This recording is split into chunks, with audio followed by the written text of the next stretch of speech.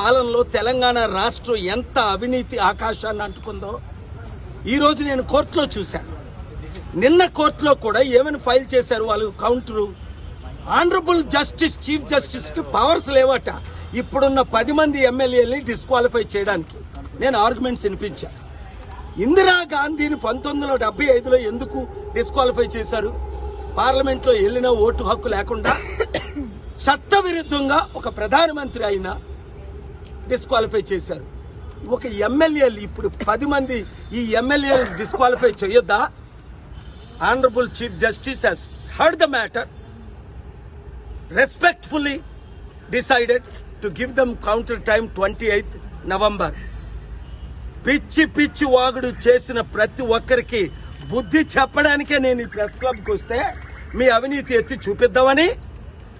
ఈరోజు మీరేం చేస్తున్నారు? ప్రెస్ క్లబ్ని కూడా మేనేజ్ చేస్తున్నావా? రేవంత్ రెడ్డి, నువ్వు రాజశేఖర రెడ్డి కంటే 1,00,000 రెట్లు తక్కువ.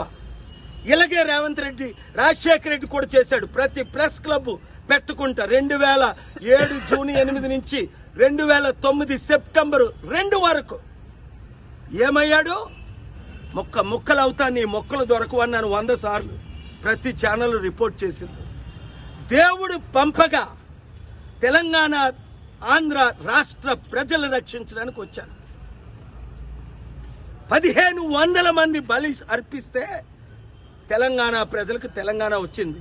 నువ్వు చవలా, కేసీఆర్ చవలా, కేటీఆర్ చవలా, కొందరికైతే ఆయిలే దొరకలా, అగ్గిపెట్టి దొరకలా.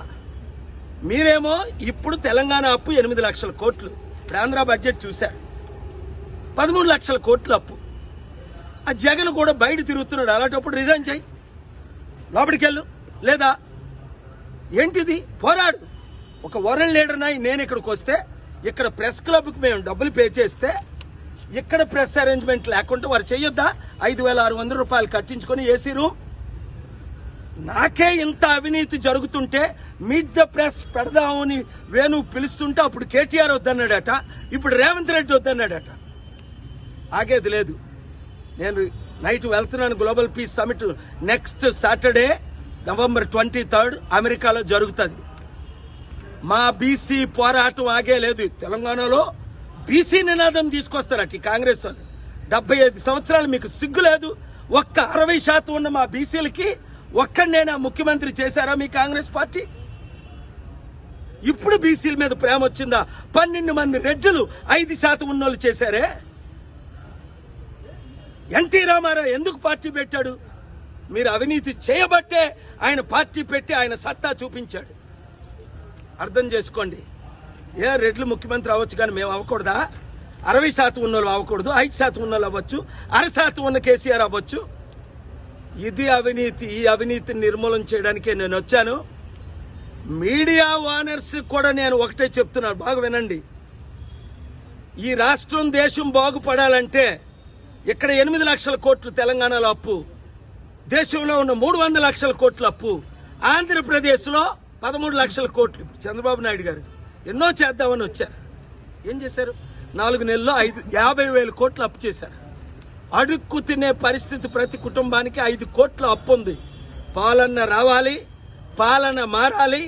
ఆపినోళ్ళందరూ పైకి పోతారు. బ్రతుకున్నంత వరకు పోరాడతాను. ఒకవేళ ప్రాణం పోతే దేవుడి దగ్గరికి వెళ్ళి మీతో పోరాడతాను. Thank you very much. ఇప్పుడు పొంగులేటి శ్రీనివాసరెడ్డి వింటున్నారు కదా, ఆయన చరిత్ర. ఈడీ రైట్స్ అయ్యాయి.